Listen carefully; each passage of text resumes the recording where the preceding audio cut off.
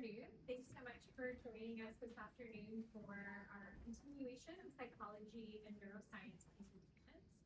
And first up, we will have Tanya Newt presenting on the benefits of discomfort. Yes. Thank you so much, everyone. My name is Tanya, you just heard. Today, I'll be talking about the benefits of discomfort, and I'd like to start off by sharing a story about myself back in 7th grade. So back in 7th grade, I signed up for what's called Poetry Out Loud. For those who don't know what Poetry Out Loud is, that's where you have to memorize a poem and recite it in front of a very large crowd consisting of your friends, their parents, and teachers. And I memorized it word for word, and I knew it forward and backwards. However, I did kind of sound like a robot because I didn't know anything about tone or inflection at the time. So then came the day, I stepped on that stage, bright lights on me by myself with a microphone. And then my mind went blank. I forgot every single line. I had to be cued in by my teacher. And I thought, oh my gosh, this is embarrassing, this is terrible, my life's over, I have to transfer schools. But last time I checked, 10 years later, I am still here. Instead of letting that moment define me, I kept leaning into public speaking, from awkward class presentations, to fumbling class officer elections, to even also messing up the high school morning announcements more times than I care to remember. My heart still races a little bit today as I'm public speaking in front of you. And contrary to what some of you may believe about me, as a kid I was deeply anxious, someone that couldn't order food for himself at restaurants, and also would have to wait for other people to come up to me to speak. And I hated that this discomfort ruled my life and governed what I could and couldn't do. So ever since then, I have been learning how to utilize discomfort or otherwise jump into it. And that is what I'd like. Yes, this is actually. Sorry. Yes. Please hold questions until the I'm end. sorry. No, it's all good. It's all good. So that's what I want to talk to you about today, the benefits of being uncomfortable. Ever since that 7th grade experience, I have been looking into research, watching videos, reading books, and going to presentations that talk about how this change movement can help grow us. And from the literature, I've devised 3 broad categories for how discomfort can expand us. Not only in what we can do, but who we are and how we view the world.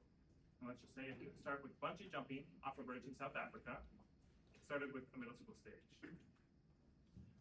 But the principle is still the same. When we do the things that push us, that challenge us, and that grow us, we can become better people.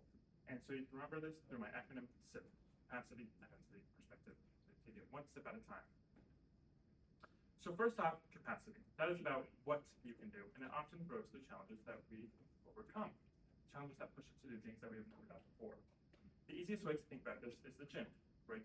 When we go to the gym, we lift weights, and we put strain on our muscles, and eventually we are able to do more repetitions or lift stronger weights.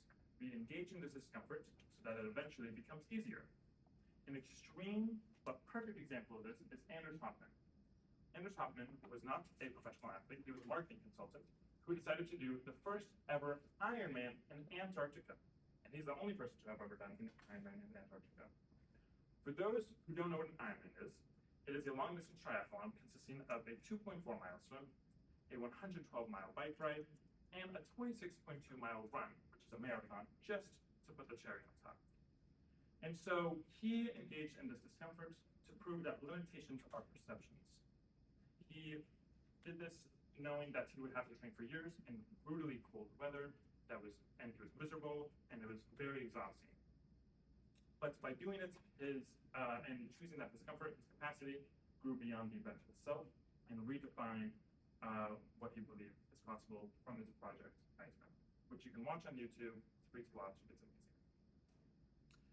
An example closer to home is in our education system, right? When we think about going through K-12 and through college, we engage in harder things. Math problems, we start with addition, and we go to multiplication, and then exponents, and so on and so forth.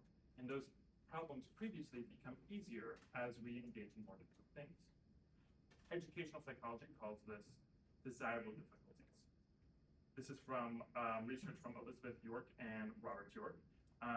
So desirable difficulties are tasks that require a considerable but desirable amount of discomfort.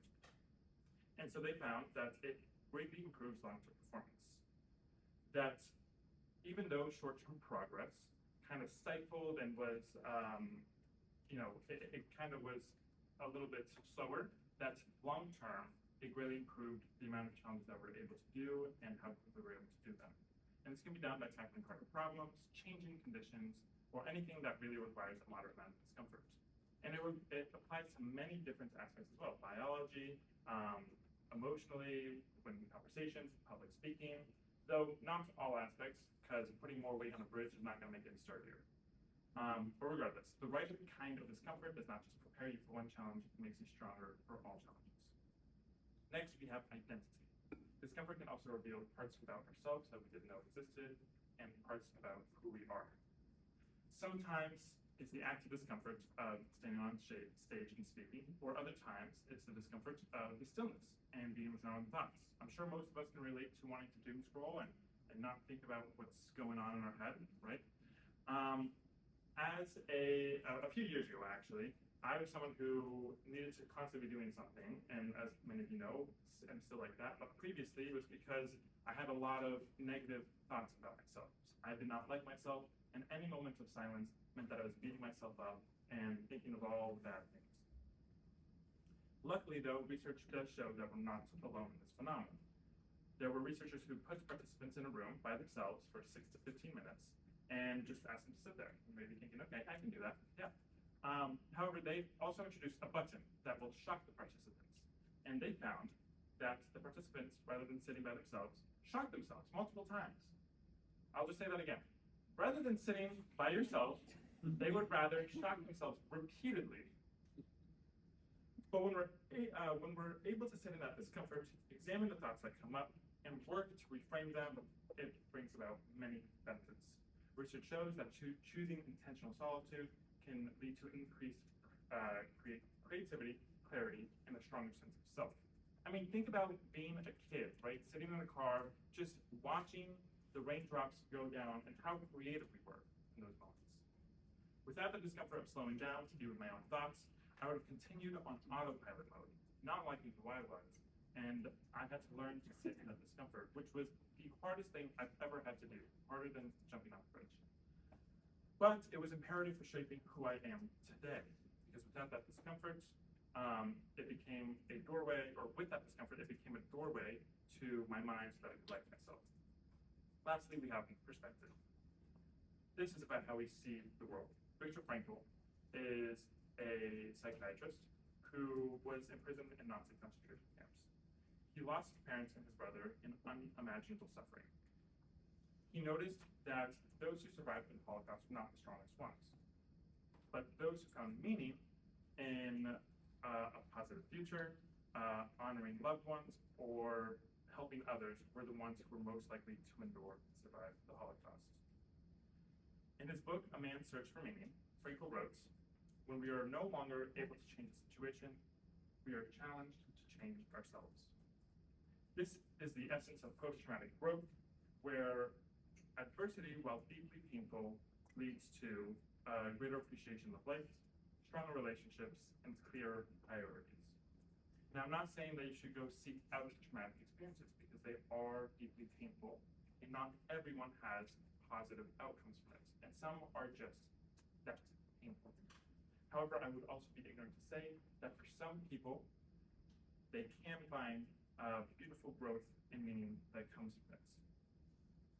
Frankl's discomfort was not chosen, but it did transform his perspective and ours, and invites the question that if such meaning can come from a tragedy like that, what could we get from a smaller discomfort we can choose? Whether that's joining a new club, a new community, going to a different culture, having a difficult conversation with a friend, or even joining a line dancing club. All of these experiences create different ways of looking at life and understanding it in a way that would have never been possible if we did not go through that uncomfortableness in the first place. So, to summarize our SIP acronym, discomfort can help building our capacity, shaping our identity, and changing our perspective. But these three aspects only talk about how they change you as an individual. There's an underlying mechanism at work that helps support these three parts and drives you in engaging with discomfort. That gift is relationships, something I love very dearly. If you think about the stories I've shared today with Project Iceman, Anders Hoffman had his family, his friends, and the sponsorship of the Yes Theory to keep him going and keep him accountable. For me, I had therapists, mentors, and many friends to keep me on track and to help me through the process of restructuring my own thoughts. And I still need help today. Everyone does. And lastly, Viktor Frankl. He had this imagined relationship with his deceased loved ones that helped him keep going and endure such a tragic time. In fact, two of the largest motivators in how much stress we can handle and how we engage in it is our mindsets and our social supports. So how we frame challenges and who we have supporting us are both just as important. In mindset, we have the primary appraisal. This is where you think about what just happened, are you in danger, and what is the meaning that is being made of it. It's the thing that initially happens. Then you have your secondary appraisal, which is, do you believe to have the resources to cope? And it's not do you actually, it's do you believe? And these resources can be financial, situational, environmental, or the biggest one, our social supports, which is the other significant contributor to our engagement in discomfort. Do we have the people to lean on? Have we invested in those social supports? Do we have people that we can call during the hard times and during the good times? Time and time again, research has shown that our perception and our social supports have tremendous amounts of influence on us, so much so I could talk about this for the rest of the day. But it's very pervasive and multifaceted with all the effects in all areas of our life. So now you may be thinking, okay, I'm gonna go jump off a bridge in South Africa, I'm gonna go skydiving, I'm gonna go run in Antarctica, but there are limits to discomfort. Not all discomfort is good. Overworking yourself until you can't go anymore is not resiliency, it is burnout. Similarly, running from a bear is not a growth opportunity, that's called trying to survive. Okay, that's not true. Beautiful. Okay, and next up, stress plus rest equals growth. So, too little stress and we stagnate, and too much and we break. Productive discomfort is intentional, meaningful, and purposeful balance. Destructive discomfort ignores context, overreaches, and denies recovery. So how do you lean into the correct discomfort? So here's some tips, it's not an exhaustive list, for when you're engaging in discomfort. First, start small. Start with a class presentation and do it over and over again. Next, use your social supports, whether that's calling them to tell them what's happening, leaning on them to confide in them, or just imagining that they're there with you. Next is to reframe the feeling. Rather than thinking, I'm anxious, period, that's it, add on, yes, I'm anxious, but I'm also growing and I will become more resilient and better off afterwards. Next is to visualize success. We often think about all the ways that it could go wrong, but we don't often stop to consider what does it mean to finish successfully? And how are all the ways that it can be successful? And if you think about that, write it down, it becomes a lot easier to manage that discomfort. Next is to breathe and be present. As many of you know, there's a lot of research that shows a simple deep breath, like I was doing right before this presentation, helps a lot. And lastly is rest and reflect. So rather than going from discomfort to discomfort to discomfort, allow yourself time to stop and reflect on what just happened and the meaning that you make of it. So before we end, some personal tips. Before you choose which discomfort, check the context. Is it safe and meaningful, or are you running from a bear? Next, reframe the mindset. Instead of thinking of all the ways that it is uncomfortable, think about how you are growing. And lastly, ensure the dose and rest are right. So push, but also recover. So seek discomfort, because on the other side of the right discomfort is more than a challenge to overcome. It's a greater capacity, a stronger identity, and a richer perspective, not just for you, but for everyone whose life you will touch. Because the right discomfort doesn't just make life harder or even better, it makes life worthwhile. And I'd like to end off with another quote from our friend Viktor Frankl. Between stimulus and response, there's a space. In that space is our power to choose a response. In our response lies our growth and our freedom. And that is how 7th grade me got to standing in front of you today. by believing that limitations are perceptions. Thank you.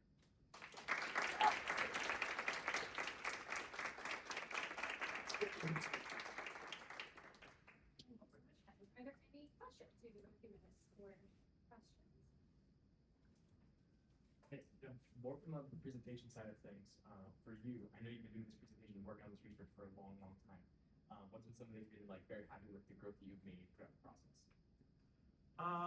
Yeah, so, I mean, the process of presenting many times or the process of putting this together? Just presenting multiple times. Like what's one to work on you feel like you've gotten better at it? Yes, I feel like I have more stage presence and I'm able to kind of use more inflection and tone and everything and make it more personable. I love presentations that are like a one-sided conversation, kind of, right? It's a conversation and not me telling you everything. And so I've gone to several presentations and conferences where they use many slides and many jokes to keep it engaging. And so I believe this is like well, I gave this presentation before, and so I'm starting to incorporate more jokes, and I appreciate the laughter or the smirks throughout. So yes, I just found being more myself and finding the ways to tell jokes better. Where do you see this research going? Do you see yourself continuing working on topics like this, or? With education changing so much, this is a very multifaceted question. Or I could answer this in multiple ways, but I love education, and I think our education system is very outdated, both in K-12 and higher ed.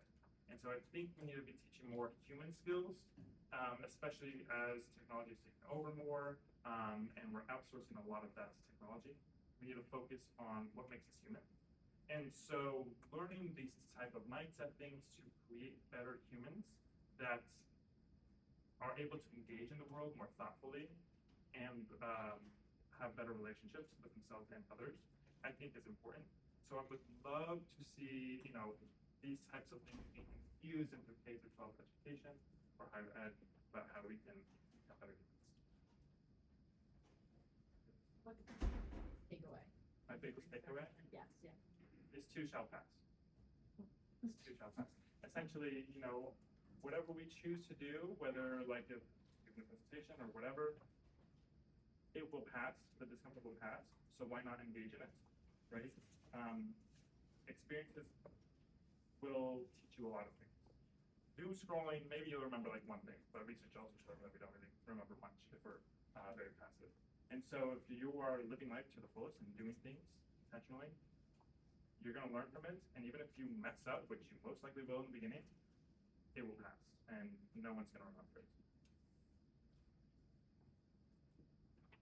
Yes, I know that you've done a lot of work like in business settings, like you've worked in a bank, and I'm just thinking about the juxtaposition of like that, like structured organization, this big thing, versus you and your very human focus. And I'm just thinking, from your perspective, what do these organizations need to shift to like be more responsive or supportive or help their employees like be their full self? And I don't mean like do like a HR training or something like that. Like, what do you think? Like, it's a broader question that really stems from culture, like that capital C culture. yeah. In America, we're all about work, no time to rest. And I was watching a video essay on some people who live in California where they try to meet up with their friends once a month, but the day that they meet up, they're like, oh, actually this work thing, like you'll understand, like I have to cancel for this work thing. And so really shifting the priorities of relationships in a broader culture is important. And it really does also start from top down. If you're a manager of a team, you can create a great like little silo, right? But it comes from the top down for how the vision is for our society and the rippling effects of that. And it's not something that you can just snap your fingers to do. It's like a lot of work and a lot of effort, so, a lot of maintenance. So, yeah, that's a quick answer. Thank you. And we are with Thomas. Yes. So thank you.